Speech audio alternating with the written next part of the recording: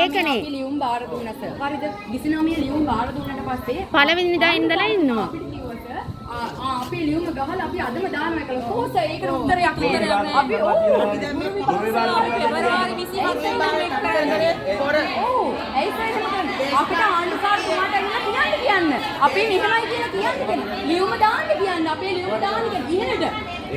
ගාර ජනාධිපතිතුමාට දාන්න කියන අපේ ලියුම. කියලා දෙන්නේ අපි. යෝග ගන්න තියෙන උනන්දුව උසාවි යෝගයක් කරන්න ආවනේ. උසාවි යෝග සම්බන්ධයෙන් ගැටලුවක් නැහැ. ඔබතුමාලගේ රාජකාරිය. දැන් මෙතන ප්‍රශ්නේ අවුරුදු ගානක්